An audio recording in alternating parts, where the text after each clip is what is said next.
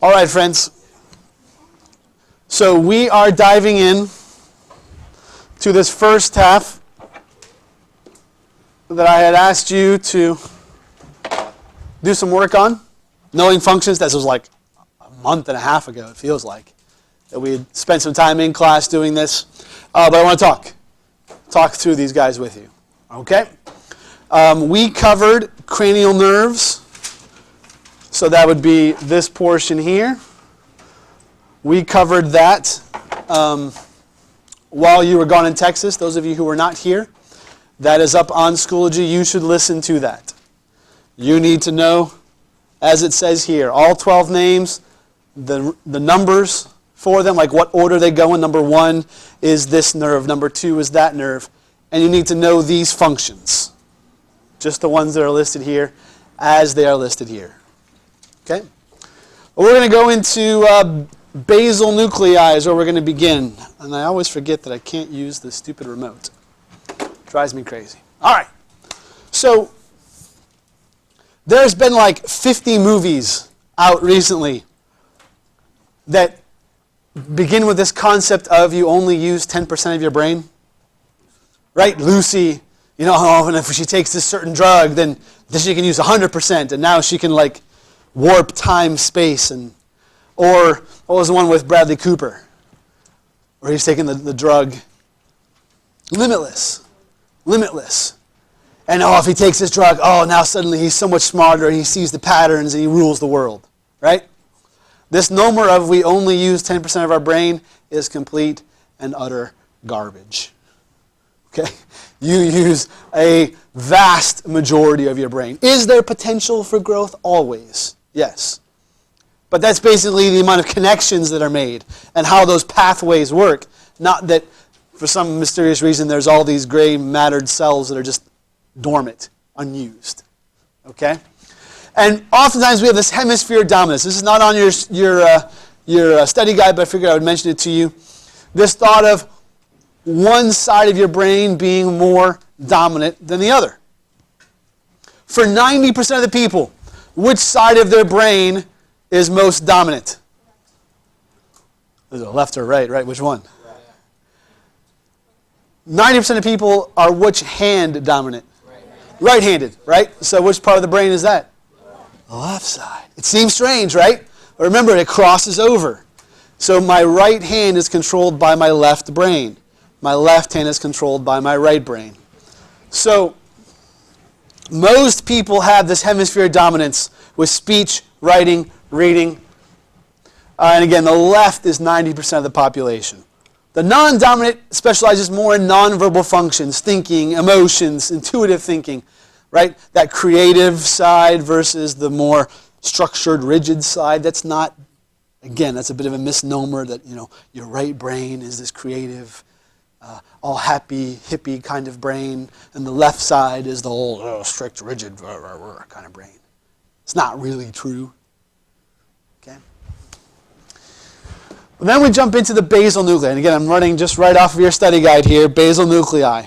The functions, what you need to know, not the 3 pieces that are here, right? The basal nuclei, the caudate nucleus, the putamen, and the globus pallidus. You don't have to know these pieces. Again, please remember, friends, we're scratching the surface of this brain. There's so much more information I wish we could cover, but we have to eventually move on, right? It is, yes. By the way, just in case I had put it up there previously, I updated it and re-put it up there. So I deleted the old one and put up the new one in case you've downloaded it and you were using it. Get the new one. Because I put some of the stuff that we needed for your study guide in here that wasn't there already. Just so you know it's there. Okay, what are these basal nuclei? They're gray masses. Masses of gray matter located deep in the cerebral hemispheres that relay motor impulses to the cerebrum, and they help to control motor activities by producing dopamine. Have you heard this dopamine before? Yeah, that's one of those very common secretions of the brain that people know about. Okay? So the basal nuclei, they're relaying motor impulses, and they are producing dopamine. The ventricles are next. The ventricles are these spaces, right? The spaces in the brain where what are flowing through these ventricles, or what is flowing? That's cerebrospinal fluid, right? So these are open areas in the brain where the cerebrospinal fluid is flowing through. And you can see they have the arrows that are showing you kind of the pattern that it goes through. There are 4 different ventricles that are present there. They are in that subarachnoid space. They go through the ventricles of the brain. They go down into the spinal cord, this cerebrospinal fluid. I'm actually on the wrong slide. Sorry. Okay. Why are those spaces there? What's the function of those spaces? It's to cushion and protect the brain. This fluid, this cerebrospinal fluid, is produced in the choroid plexuses. Plexuses? Plexi? However you say that plurally. The choroid plexuses. That's what produces them. Do you remember these? I'm not sure if it's in this picture or not. It's not. Remember the little picture of the brain that you all had to learn? Not that one. Not that one. This one. These little guys here, they look like little Let's try it again. You're going to write here? Will you let me write? No? No writing? No writing? Smarting. I want a pen.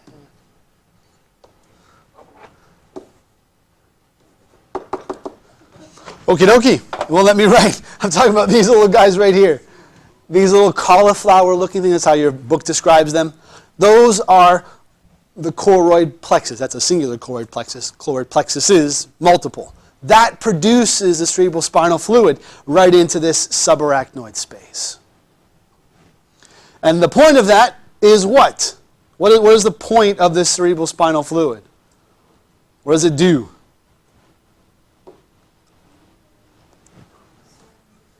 Surrounds it. Yeah. It actually allows the brain and the spinal cord to float. Like they're literally floating on this cerebrospinal fluid. So it protects them, right? It absorbs the forces. It also has 2 other small things. It helps keep a stable ion concentration in the brain. And then it also helps get rid of some wastes from the brain and spinal cord. Because that cerebrospinal fluid gets basically absorbed into the blood down on that bottom, at the base of the spinal cord kind of piece. So it's continuously being reabsorbed as it's being produced by those choroid plexuses. How does that compare to the fluid in the womb? The fluid in the womb? I don't know. I don't know exactly the properties of the 2 of them. The umbilical fluid, that serves a cushioning purpose, definitely. There's also some nutritional value that's given from that. So similar. I'd say similar. I don't know enough about their properties, microscopically, to answer that better than that. Okay? Are you comfortable that A is the main point, the main function of the cerebrospinal fluid? This protection, but it also has the other pieces as well. Okay? Diencephalon, if we're rolling through our list, diencephalon is where we are next. Understand the diencephalon is made of these other pieces: thalamus, hypothalamus, pituitary gland, and the other structures. And then we start defining what those other pieces are, right? There are other pieces. Here they list them for you here. Optic tracts, optic chiasma, infundibulum, posterior pituitary, mammillary bodies, pineal gland. All these are also part of the diencephalon, but you only have to know the pieces that I mentioned there. Okay? The thalamus. What is the thalamus doing? It's definitely a relay station. It's sorting. It's directing this sensory information that's coming from all of your body, coming into the brain, right? Going through that thalamus. So, performing the services of both messenger and editor. What I always said to the class, and it's been a little bit differently now today, this year, because she's not at that desk, but this is like the Mrs. Wetmore of the brain. You know, everything comes to Mrs. Wetmore, and then she pushes you where you need to go, right? Mrs. Maddox now has kind of taken that role at the front desk, where if you have questions for someone back there, you know, the administrative wing, you go through her first, and then she sends you out. Does that make sense? It's taking all this input, this sensory information, and directing it where it needs to go in the brain. The hypothalamus has a whole bunch of activities that it does. Its biggest thing is homeostasis. Okay? It wants to maintain homeostasis in these visceral activities. So, there's a nice list in your book here on page 243. They list it 1 through 7. This gives it to you just in paragraph form. Regulates heart rate and arterial blood pressure, body temperature, water and electrolyte balance, hunger and body weight, movements and secretions of the digestive tract, growth and reproduction, sleep and wakefulness. I mean, this is a pretty busy little spot in your brain, right? 243. Is that list there? But again, the key point is this here. Homeostasis by regulating a wide variety of visceral activities. Okay, we're not talking about cognitive things. We're not talking about motor or sensory things. These are like, you know, the animal brain. Are you with me? You've heard that term before. These lower body functions.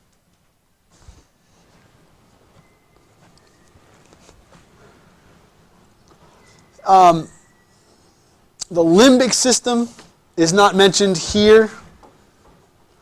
Well, before we go to limbic, let me actually go back a slide, because there's one more thing I mentioned here. Hypothalamus, thalamus, and pituitary gland.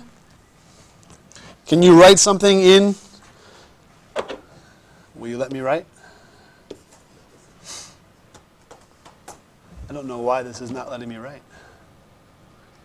It's really kind of annoying me. Black ink.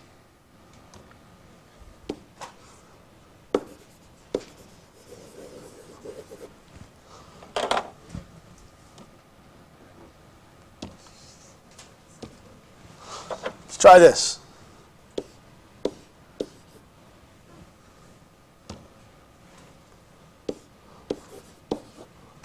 I really don't know why it's not letting me write.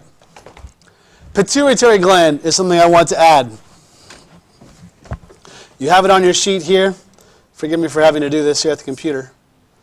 So, thalamus, hypothalamus, pituitary gland, right? These are all part of the diencephalon. So let's just put it right in here.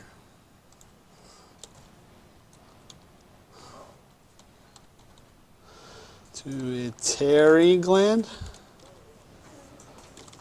This is the master gland of the endocrine system.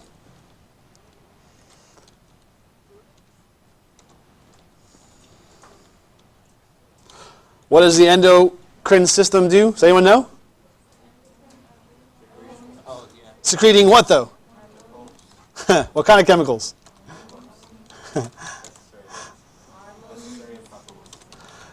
Yes. What did you say? Controls the production of hormones. So yes.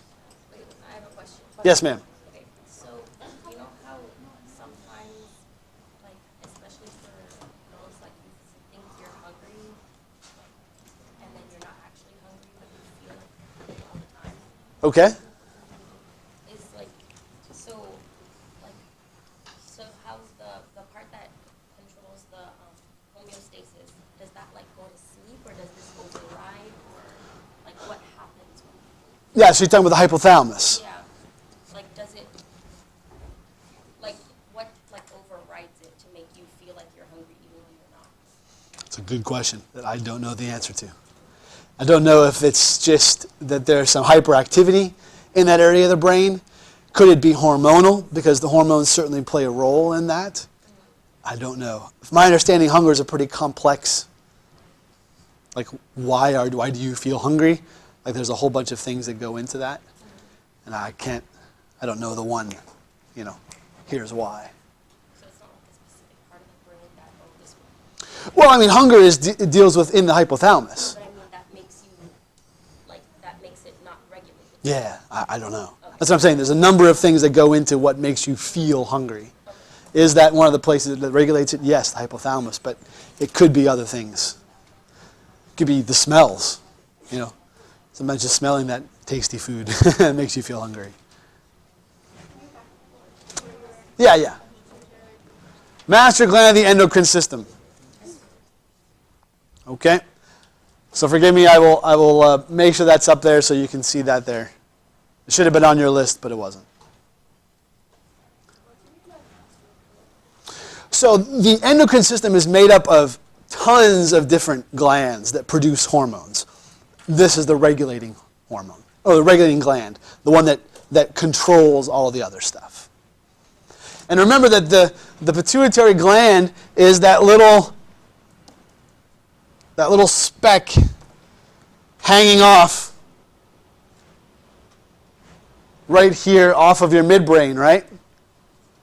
And it's seated in that sella turcica in the floor of your skull. So this is a very important piece. It's just a little tiny little blob hanging on the bottom there, but very important gland.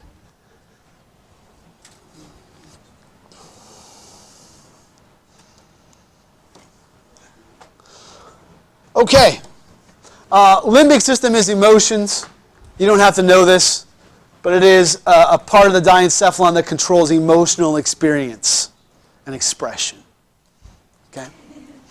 In particular, it's like coordinating emotions with different sensory experiences. Like, oh, I smell that freshly cut grass and it takes me back to this experience with my dad throwing the ball playing catch. You with me? These connections that you're making. The brainstem. 3 pieces of the brainstem, right? Midbrain, pons, medulla oblongata. Okay? And so they're basically connecting the brain to the spinal cord, right? That's their job. Here's a picture of all of the pieces that make up that midbrain. The brain stem, midbrain being the top, pons being in the middle, medulla oblongata being the bottom. So let's go through. Midbrain. What does it do? Realize all of the brain stem is bringing signals from the body to the brain and from the brain to the body, right? It's like the highway that everybody has to pass through to go one way or the other. Okay? So all of them say that they contain bundles that convey impulses to and from the higher parts of the brain. Okay? So they all have that. But the midbrain particularly focuses on auditory and visual reflexes. So I snap my fingers and automatically your head, your eyes turn to move toward that sound. Something flashes. Your eyes immediately reflex over toward that. That's controlled in your midbrain. These auditory and visual reflexes. Pons, again, that in between midbrain and medulla oblongata. So it's transmitting impulses between the brain and spinal cord, yes, but it contains centers that regulate the rate and the depth of breathing. Now realize, of course, we can consciously control our breathing, right? If I ask you to hold your breath, you can. I assume. I won't ask you to keep holding it. You can breathe as you desire. But that just rhythmic breathing, that just tidal breathing, we call it, just in and out, I'm not consciously aware of it, I'm just breathing to stay alive, that's controlled in your pons. Regulate the rate and the depth of breathing. I mean, it's also that the impulse is moving up and down the highways, but that is the other function that it has.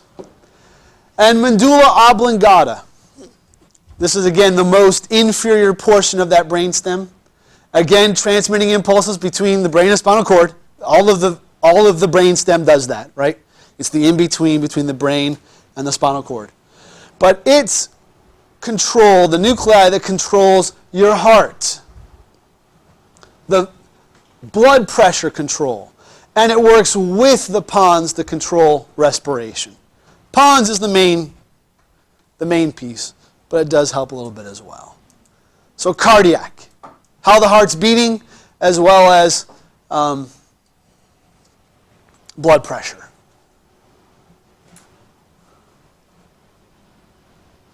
There is also places in the medulla that does sneezing, coughing, vomiting, swallowing. These, again, kind of reflexic activities.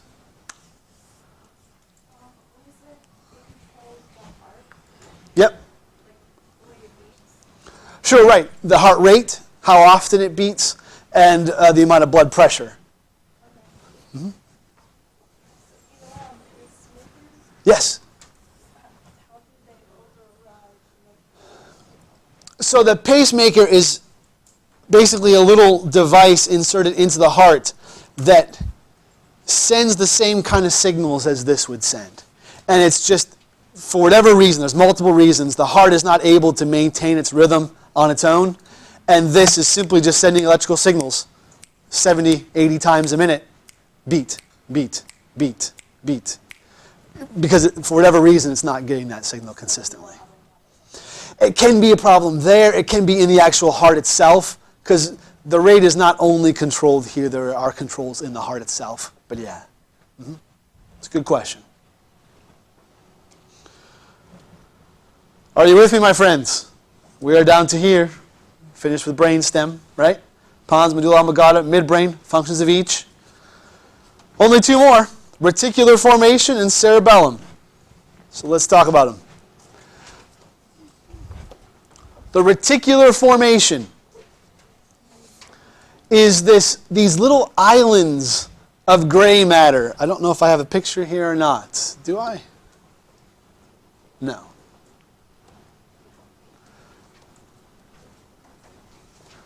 Where's that picture in your book, friends? Or maybe it's not there. I thought there was one. Nope. I thought it was this little spot that's there on page 244, but it's not there, so never mind. So the reticular formation are these little islands inside or throughout the brainstem, hypothalamus, cerebrum, cerebellum. These reticular formations, what do they do? Wakefulness. You know, so like right now with Eric and Leo, their reticular formations are probably not as active. Oh, Eric is awake. He's there with me now. Does that make sense? So it's that part of your brain that is stimulating you to keep you awake. When you have less activity in the reticular formation, you get sleep. How does that work with food? I just think like the whole spinning hole, and I ate and down the way. Well, oftentimes that's just a matter of blood sugar. It's a matter of now I've got the fuel that my body needs to make these, to stay awake, to do these activities. Yeah. There's tons of things that are involved with that. But this is the main part of your brain that helps maintain.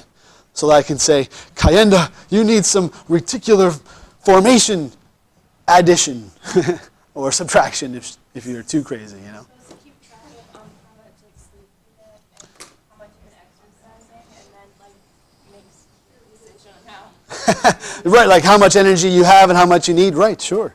Yeah. It's up taking all those pieces into account. How much fuel you have given your body in the form of food, how much water is present. Yeah, all those things. Is that like why you can't sleep in like a noisy place? Yeah, because a noisy place has got a lot of input, right? And so it's very hard to tell your brain, no, ignore all that and sleep.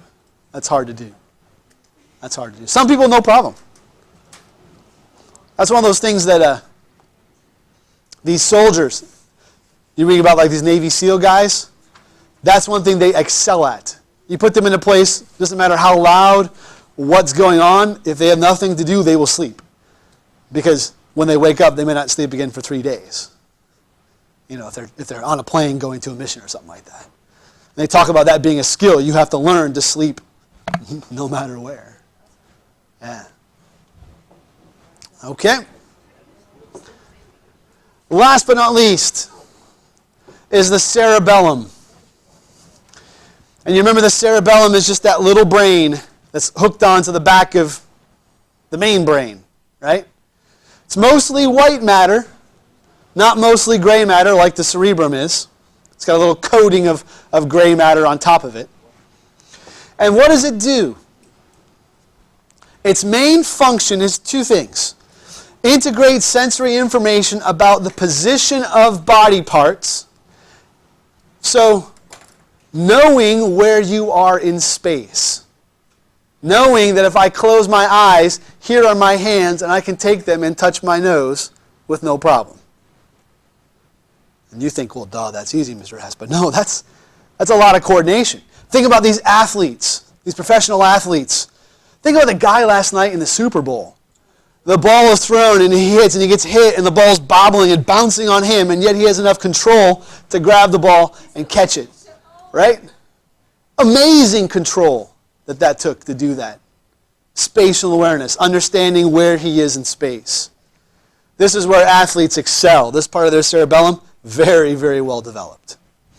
So understanding your position of body parts in space and then coordinating skeletal muscle activity and posture. So being able to coordinate what I need to do in order to make that layup. Coordinating the muscles to make that smooth golf swing. Coordinating to just walk across the room, frankly. In PT school, there's a whole semester-long class about just walking. How you analyze different pieces of walking, what muscles have to work. You realize walking is just a controlled fall, right? If I made Matthew stand up and walk, yeah, come here, Matthew, stand right there. If I said, please walk from here to there, Matthew, right? And I put my leg here and I stopped him, what would happen? He would fall, right? He is truthfully falling but catching himself with each step he takes. Does that make sense? It's a lot of coordination. God, I wasn't actually trippy, but does that make sense? Your body, your center of mass is continually outside your base of support. And if you trip, a trip it just means my foot can't come forward, I fall, right? Good. Yes. Shh. Yes.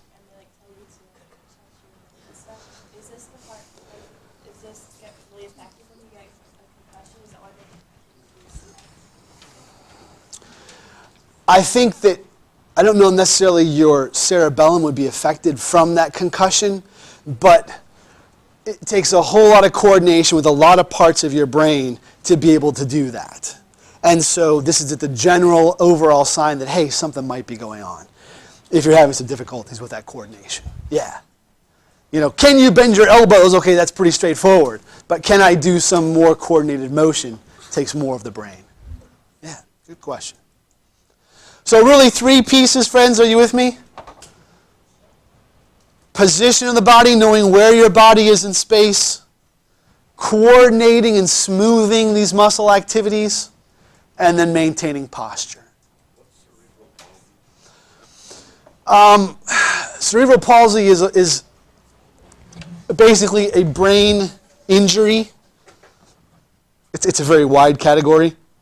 Often it can affect this part of the brain, the cerebellum, or you notice it more that they have difficulty with those smooth motions, controlling things. But it's not just simply a cerebellum piece. It can be an injury in lots of different parts of the brain. Cerebral palsy is a very broad category. But brain injury, and usually congenital.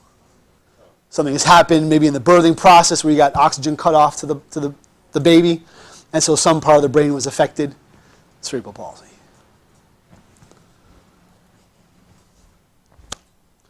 Are you with me, my friends? Any questions? A lot of good information. Hitting these little pieces, right? Knowing these little parts. Okay, I'm going to stop this so we can start to compile.